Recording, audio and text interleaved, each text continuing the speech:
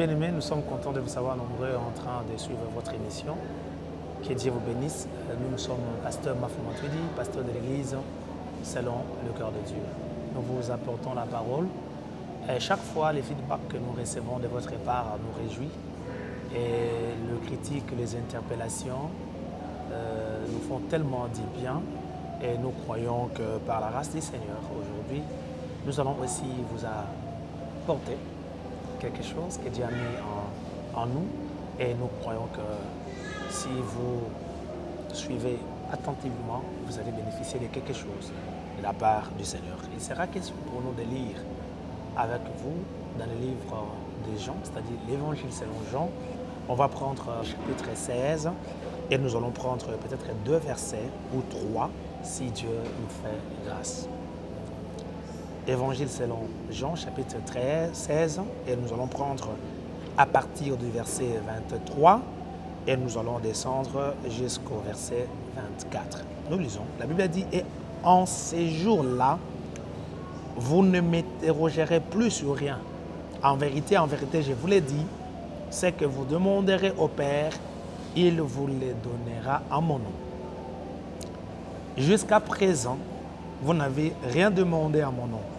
Demandez et vous recevrez, afin que votre joie soit parfaite. » Bien aimé, là où je viens de lire, il s'agit de notre Seigneur, Jésus.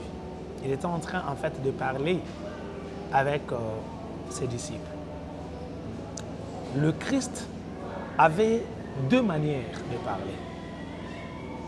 La première des manières, il parlait ou il expliquait les choses claires, que j'appelle dans le langage simple, des choses compréhensibles que tout le monde peut arriver à comprendre avec beaucoup de facilité. Deuxième des manières, il utilisait soit des paraboles, soit des langages que j'appellerais des langages imagés. C'est-à-dire, il donne une image, après il explique en réalité ce qu'il voulait dire. Il donne une parabole, après il explique en fait les détails ou les éléments clairs de ces paraboles. C'est-à-dire, le Christ avait 2 manières de parler. Soit il parle d'une manière claire et il ne fait pas beaucoup de détails, et parce qu'il sait que ce qu'il dit, les gens vont comprendre. Et il utilisait aussi des langages imagés pour que les gens n'arrivent pas à comprendre directement ce qu'il voulait dire, mais il expliquait, il donnait des détails et ça amenait les gens à comprendre en fait ce qui était derrière cette parabole.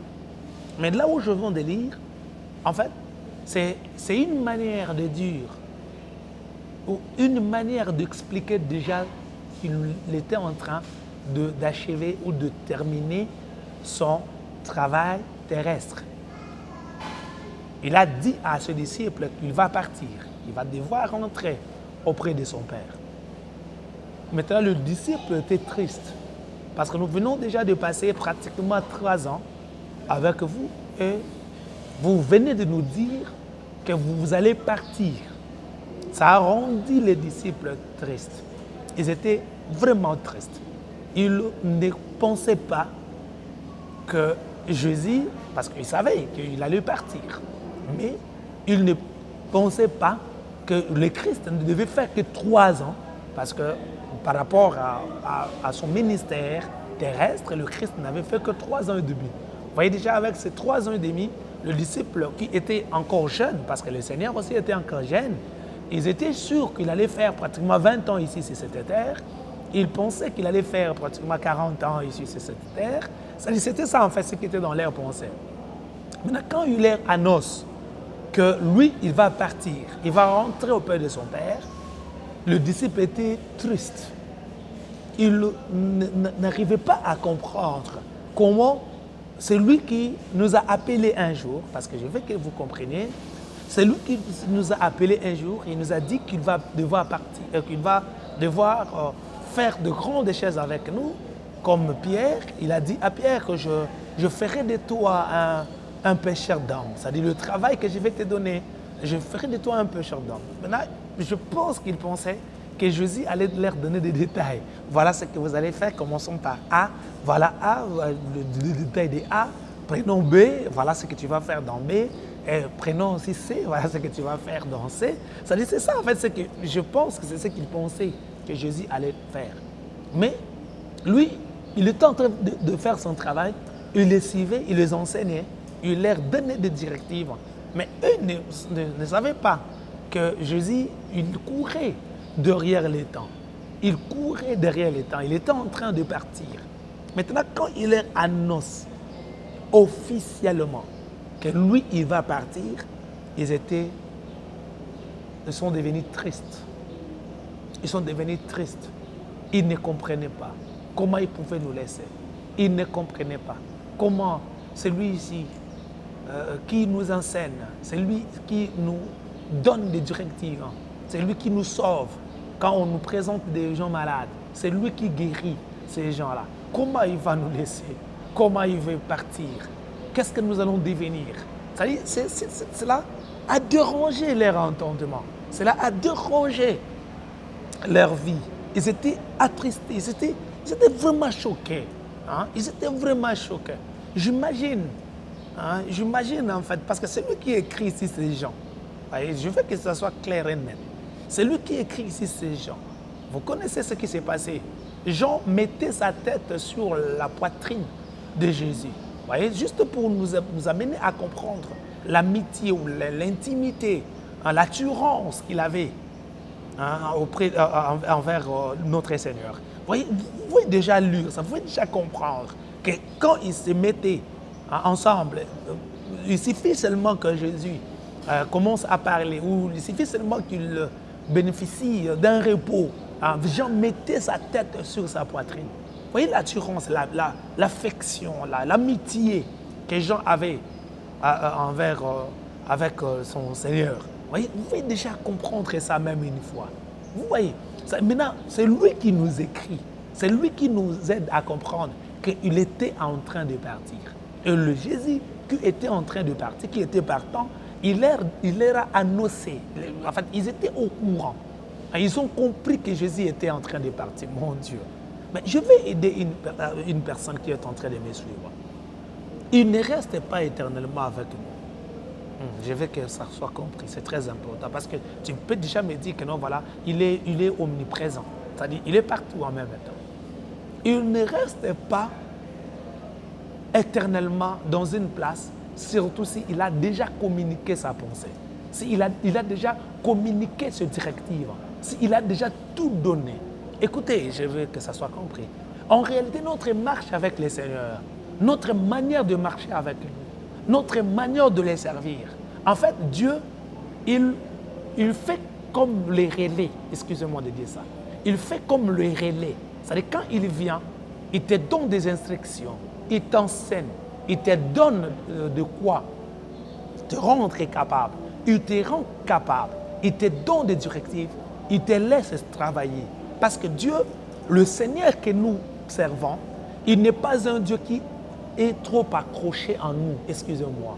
C'est-à-dire, quand il vient, il te forme, il te donne la forme, il te donne des capacités, il t'enseigne, il te donne des directives, il te donne des éléments pouvant te permettre à travailler pour lui, mais tout en étant seul. Je vais encore m'expliquer.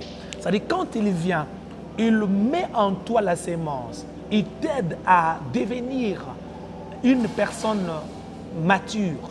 Il vient, il te permet à découvrir des choses qui étaient cachées. Il t'aide à comprendre des choses qui étaient impossibles à comprendre. Il te laisse. C'est comme l'aigle, excusez-moi de dire ça. C'est comme l'aigle, quand il fait des enfants. C'est-à-dire il laisse que les enfants aient ses ailes, volent sur ses propres ailes. Vous voyez, c'est ça en fait Dieu. Le disciple du Seigneur, il voulait que tout soit centré que sur lui. Oh mon Dieu. Il voulait que tout soit centré sur lui.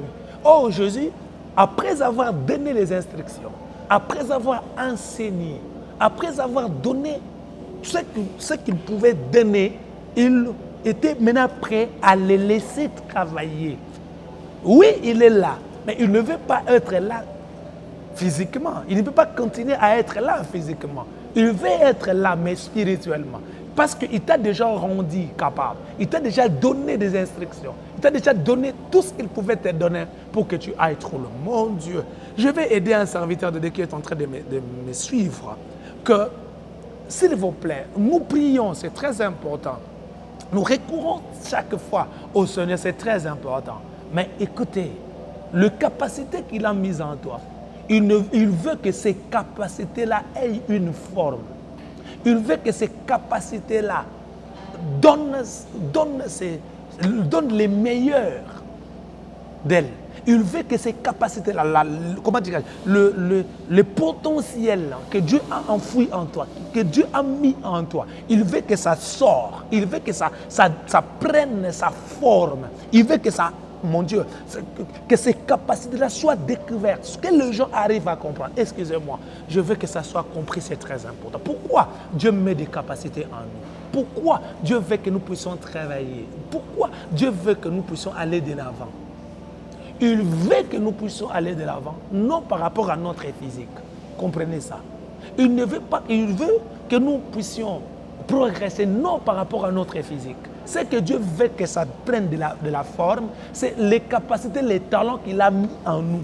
C'est ces capacités-là que les gens cherchent. Quand Dieu demande que nous devenions des gens qui vont donner des solutions aux gens, ça dit c'est pas par rapport à notre physique. Il veut que l'intérieur, ce qui se cache à l'intérieur de nous, se découvre, se manifeste pour que les gens arrivent à comprendre que Dieu est avec nous. Mon Dieu, je vais prier. Ma prière ce matin, ma prière ce soir, ma prière pendant ce moment, je veux que le Dieu d'Israël, le Dieu qui t'a appelé un jour, le Dieu qui a mis les capacités en toi, se découvre. Il peut que se découvrir en toi si tu arrives à mettre en valeur les capacités qu'il a enfouies en toi. Tu as de capacités. Lui, il ne va pas rester éternellement. Il va partir un jour. Malgré leur tristesse, il était toujours sur sa décision qu'il devait partir. Malgré leur tristesse. Mais ce qui m'intéresse aujourd'hui, c'est le verset 23 et le verset 24. Écoutez ce que la Bible dit. En ces jours-là, vous ne m'interrogerez plus sur rien. En vérité, je vous l'ai dit. Ce que vous demanderez au Père, il vous les donnera, mais en mon nom. C'est-à-dire, le Christ a mis son nom comme une gage. Vous voyez? Il a mis son nom comme une garantie. Hein? Il a mis son nom comme une garantie. Maintenant, il veut qu'à travers son nom, que nous puissions recevoir tout ce dont nous aurons besoin.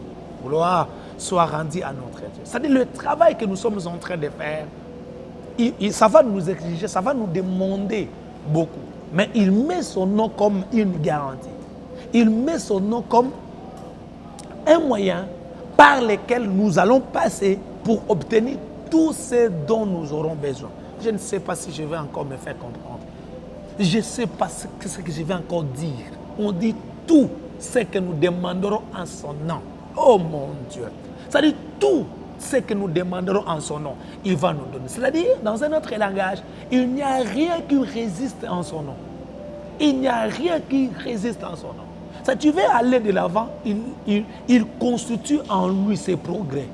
Tu veux progresser, lui, il constitue, c'est-à-dire son nom constitue déjà une garantie pour ton progrès. Tu veux réaliser des grandes choses avec Dieu. Hein? Si tu veux réaliser des grandes choses avec Dieu, son nom constitue déjà une garantie pour que tu ailles de l'avant. Parce que je peux m'adresser à un soeur, je peux m'adresser à un frère, je vais m'adresser à un bien-aimé qui est en train de me suivre, qui n'avait pas encore compris que le nom de Jésus constitue en fait une garantie. Il dit tout ce que vous demanderez au Père en mon nom, il vous les donnera. C'est-à-dire qu'il suffit seulement que le Père voie. Il suffit seulement que le Père entende le nom de son Fils, il va te donner. Qu'est-ce que te dérange? Tu as besoin de voyager, mais il y a un moyen pour que vous voyagiez. Il y a un moyen pour que vous puissiez voyager. Il suffit seulement que nous fassions appel en son nom. Il suffit seulement que nous demandons au Père. Mais en utilisant le nom de son Fils, nous en avons. Il suffit seulement que Dieu entende le nom de son Fils, il nous donne l'enfant tant cherché. Oh mon Dieu, je vais aider une maman qui est en train de me suivre. Je suis en train en fait de te dire que le Dieu que tu sers, le Dieu que tu vois peut-être de loin, le Dieu que tu vois ta mère, ton frère te servir, il est capable de devenir aussi ton Dieu. Mais il nous donne des moyens pour le devenir. Il a demandé que nous puissions l'accepter dans nos cœurs, comme notre Seigneur et Sauveur. Et dès que ça serait fait, il nous donne la possibilité de demander tous ces dons. Mon Dieu, tout, on dit bien tout en son nom. Il suffit seulement que nous utilisons son nom. Il va se manifester et il va nous donner exactement ce que nous voulons. Il va nous donner ce que nous voulons. C'est-à-dire, qu'est-ce que te dérange? Qu'est-ce que te fait mal? Qu'est-ce qui t'enlève la paix? Qu'est-ce qui t'enlève la joie? Qu'est-ce qui te dérange? Il faut. C'est-à-dire, je suis en train de te demander de chercher en fait dans ta tête, de chercher en toi, de réfléchir. Réfléchis exactement sur ce qui te dérange. Réfléchis exactement sur ce qui t'enlève la paix. Réfléchis exactement sur ce qui... Quand tu penses à ça, tu n'as même plus d'appétit. Réfléchis sur ça. Prends maintenant le nom de Jésus-Christ. Compare ça. Hein? Mets le nom de Jésus au même niveau que ton problème. Tu vas te rendre compte que le nom de Jésus va aller au-delà de ton problème. Parce que le nom de Jésus donne tout sauf rien. Mon Dieu. Le nom de Jésus donne tout sauf rien. Il suffit seulement que nous arrivions à comprendre. Il suffit seulement que nous comprenions que le nom de Jésus est capable de faire de nous des hommes idéaux. Le nom de Jésus est capable de faire de nous des hommes qui vont donner des solutions aux gens. Chers serviteurs de Dieu, chers enfants de Dieu, je ne sais pas par où tu pars pour chercher des solutions. Je ne sais pas. C'est-à-dire, ces noms-là incarnent tout pour nous. Vous savez quoi? Je suis tenté même à te dire, naturellement, les hommes cherchent des choses complexes. Bon, je vais dire mieux. Cherchent des solutions à travers des choses complexes. C'est-à-dire, ils cherchent des solutions à partir des choses qui sont complexes. Vous voyez? C'est-à-dire, pour qu'ils se rassurent que je essayer de faire je ne sais pas quoi, ils cherchent des choses complexes. Oh Dieu, il nous donne des solutions à partir de son nom. Juste par son nom, nous avons la solution. Juste par son nom, nous avons la paix. Juste par son nom, nous avons la joie. Juste par son nom, nous avons tout ce dont nous avons besoin. Juste par son nom. Est-ce qu'on ne peut pas essayer le nom de Jésus cette fois-ci? Parce que nous avons déjà essayé par-ci, par-là. On a essayé par-ci, ça n'a pas marché. On a essayé par-là, ça n'a pas tenu. Est-ce que de toute façon, nous ne pouvons pas essayer le nom de Christ? Est-ce qu'on ne peut pas essayer le nom de Jésus? Oh mon Dieu! Hey mon Dieu! Encore! Peut-être tu vas me dire que tu as tant cherché. Parce que c'est ça en fait le grand problème. Tu peux me dire, non, voilà, tu as tant demandé. Et que tu n'as pas encore obtenu ce que tu avais demandé avant. Et qu'est-ce que tu vas encore demander de plus? Mais écoutez ce que la Bible dit. Lis avec moi. Lis avec moi ces versets 24 de Jean chapitre 16. Écoutez ce que la Bible dit. C'est le Christ qui le dit. Il dit, jusqu'à présent, vous n'avez rien demandé en mon nom. Oh mon Dieu. Il dit, jusqu'à présent, vous n'avez rien demandé en mon nom. Il dit jusqu'à présent. Quand on dit jusqu'à présent, c'est jusqu'à présent. C'est-à-dire, si tu as demandé dans le passé, tu n'as pas obtenu, on s'en fout de ça. Mettez ça à côté. Maintenant, demandez. Parce que le problème, c'est quoi? Peut-être que vous avez demandé, mais vous n'avez pas demandé au nom du Seigneur. C'est ça, en fait, aussi le grand problème. Parce que tu as demandé à ta tante, mais tout en utilisant le nom de ton oncle. Je ne sais pas si vous avez fait comprendre, si vous avez compris. En fait, je vais vous l'expliquer. Voilà ce qui se passe. Quand tu pars auprès ou dans la maison, tu pars chercher quelqu'un qui est fortuné, qui a un peu de l'argent. Mais tu utilises le nom de la personne que lui connaît. Vous comprenez? C'est-à-dire, tu viens, tu demandes à X personnes, tout en parlant, tout en expliquant, tout en tenant compte des noms de la personne que lui connaît. Vous voyez déjà? C'est-à-dire, vous utilisez son nom. Ça peut marcher ou ne pas marcher, ça peut arriver. Mais le problème ici, c'est ces noms-là que nous avons utilisés. Or, le Christ ici, il veut quoi? Il veut que nous puissions utiliser plutôt son nom. Il dit, jusqu'à présent, vous n'avez pas encore demandé en mon nom. Jusqu'à présent. Bien aimé, nous avons un nom. Nous avons un nom. La Bible dit que c'est le seul nom qui nous a été donné. Oh mon Dieu. Le seul nom qui nous a été donné. Quand on dit le seul, c'est le seul. Tu as utilisé le nom de ton père, ça n'a pas tenu. Tu as utilisé le nom de ta mère, ça n'a pas tenu. Tu as utilisé le nom de tes frères, ça n'a pas tenu. Mais maintenant que nous utilisons le nom de Christ, le nom qui nous a été donné, le seul nom qui nous a été donné. Oh mon Dieu, j'aime la suite. La Bible dit, par ce nom-là, tout genou fléchisse. Tout genou. Il faut arriver à comprendre que tout genou fléchisse devant. C'est-à-dire, non seulement les genoux, mais même les problèmes qui te dérangent fléchissent devant le nom du Seigneur. Même les noms là, qui, quand il écoutait, ça dérangeait. Quand il écoutait, ça t'enlevait la paix. Même ces noms-là, je reprends encore pour toi, même ces noms-là fléchissent devant le nom de Jésus. C'est le seul nom qui nous a été donné. C'est le seul nom. Est-ce qu'on ne peut pas faire confiance à ces noms-là? Est-ce que cette fois-ci, on ne peut pas faire confiance à ces noms-là? Est-ce qu'on ne peut pas cette fois-ci essayer ces noms-là? Il dit, jusqu'à présent, vous n'avez pas encore demandé en mon nom. C'est-à-dire, si déjà le Christ, si Dieu lui-même dit que jusqu'à présent, c'est-à-dire, il se rend compte que c'est vraiment jusqu'à présent. Vous avez utilisé les noms que vous ne deviez pas utiliser. Vous avez tenté là où vous ne deviez pas tenter. Vous avez essayé même là où vous ne deviez pas essayer. Bien aimé, il est temps que nous puissions utiliser le nom qui nous a été donné. Excusez-moi de te dire que même le diable ne respecte que le nom de Jésus. Parce que c'est le nom qui est au-dessus de son nom. Ce nom est au-dessus de tout. Est-ce qu'on ne peut pas utiliser le nom de Jésus par rapport à ta stérilité? Est-ce que tu ne peux pas utiliser le nom de Jésus cette fois-ci par rapport à ton chômage? Est-ce que tu ne peux pas utiliser le nom de Jésus par rapport au non-succès de ta vie? Est-ce que tu ne peux pas cette fois-ci utiliser le nom qui est au-dessus de tout? Que nous utilisons ce nom. Est-ce qu'on ne peut pas utiliser ce nom cette fois-ci? Mon Dieu. Écoutez, je vais vous aider. Jacob a rencontré ce monsieur-là.